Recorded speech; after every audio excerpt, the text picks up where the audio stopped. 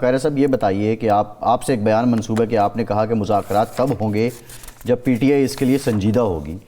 P T I آج کافی دن ہو گئے ہیں، کمیٹی بنا کے بیٹھے ہوئے ہیں، پہلے 5 ممبر تھے، اب 7 کر دیے اس کمیٹی کے، لیکن حکومت کے اینڈ سے کسی قسم کی کوئی تصدیق نہیں کی گئی کہ ہم بات کریں گے یا نہیں کریں گے۔ تو کس نوعیت کی سنجیدگی چاہیے پی ٹی آئی سے؟ نوعیت تو بڑی سمپل ہے جی۔ پہلی بات تو یہ ہے کہ سیاست میں ٹائمنگ بڑا میٹر کرتی ہے۔ پہلے 9 مئی اور اس کے بعد 26 نومبر اس نے پاکستانی سیاست میں بہت سارے بھونچال بپا کیے، لیکن بہرحال اگر مذاکرات کے عمل کی پیشکش ہوئی ہے یا انہوں نے کہا ہے کہ ہم مذاکرات کرنے کو تیار ہیں تو اس کو اپرچونٹی کے طور پر گورنمنٹ کو لینا چاہیے۔ لیکن ایک حیران کن بات ابھی بھی ہے، بیرسٹر گوہر صاحب نے فرمایا کہ ہم نے مذاکراتی کمیٹی بنا دی ہے اور مذاکرات کے لیے ہم تیار ہیں، اور انہوں نے بڑی خوشائند بات کہی کہ مذاکرات شرائط کے ساتھ نہیں ہوتے، انکنڈیشنل مذاکرات ہونے چاہیے۔ یہ بڑی اچھی خوشائند بات تھی۔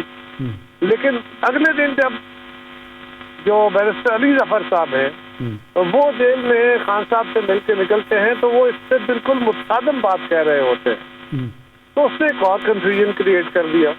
کیا جائے، یہی پی ٹی آئی کا المیہ ہے کہ ان کی ایک سیٹ آف سوسائٹی، ایک سیٹ آف لیڈر ایک بات کرتا ہے، دوسرا سیٹ آف لیڈر دوسری بات کرتا ہے۔ خان صاحب کی طرف سے بیرسٹر گوہر صاحب گئے، بیرسٹر سیف صاحب گئے، مل کے آئے اور انہوں نے کہا کہ سنجانی میں جلسہ کرو اور مذاکرات کرو۔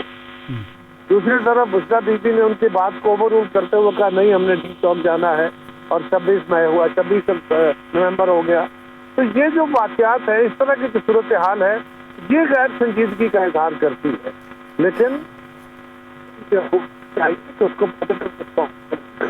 رجال صاحب، اب معاملہ یہ ہے کہ ایک تو یہ حکومت اور پی ٹی آئی کا سلسلہ ہے، دوسرا پاکستان پیپلز پارٹی کے شکوے بھی سامنے آ رہے ہیں۔ مثال کے طور پہ بہت سے فیصلے جو مشروط تھے کہ کونسل آف کامن انٹرسٹ سے منظوری کے بعد ہوں گے، اب کونسل آف کامن اجلاس ہے، شازیہ مری صاحبہ کہتی ہیں کہ 90 روز ہو گئے، نہیں بلایا گیا۔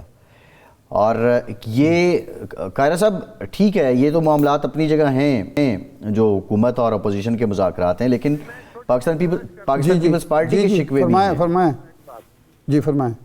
ارشاد صاحب، آپ فرما رہے تھے کہ گورنمنٹ کو مذاکرات شروع کرنے چاہیے، تو ایسے ہوتا نہیں ہے، اس لیے کہ اگر یہی کلیئر نہیں ہے کہ کس کی بات سنجیدہ ہے، کس کی بات پہ عمل کرنا ہے۔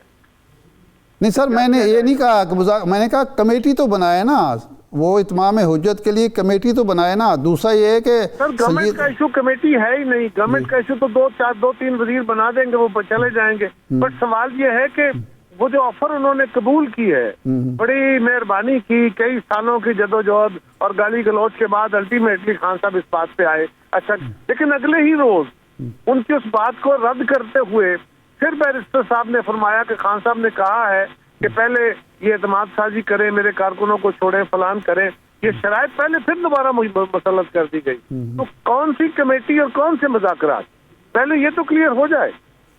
تو اس کا مطلب ہے نہ ہی سمجھیں کہ مذاکرات ہوں گے نہیں۔ آپ ہماری طرف سے نہ سمجھیں، ان کی طرف سے نہ سمجھیں۔ اچھا صحیح ہے، ہم تو آپ کی طرف سے کہہ نہیں رہے، ہم تو حکومت کی طرف سے کہہ رہے، کیونکہ آپ تو حکومت نہیں ہے ڈکلیئرڈ۔ میں کہہ رہا ہوں کہ حکومت کی طرف سے بھی نہیں۔ اچھا، جو وجہ حیرانگی ہے ارشاد صاحب کہ بات جو نامناسب وہ کر رہے ہیں اور آپ حکومت کی طرف سے نہ کہہ رہے ہیں۔ بھئی ایک سیٹ کہہ رہا ہے کہ جی مذاکرات کرنے چاہیے انکنڈیشنل، دوسرے صاحب کہہ رہے ہیں مجھے خان صاحب نے کہا یہ میری جماعت کیا کر رہی ہے، ایسا نہیں ہونا چاہیے اور یہ میری شرائط مانے پھر بات کریں۔ جی صحیح، تو میں کس کی بات سنوں گا؟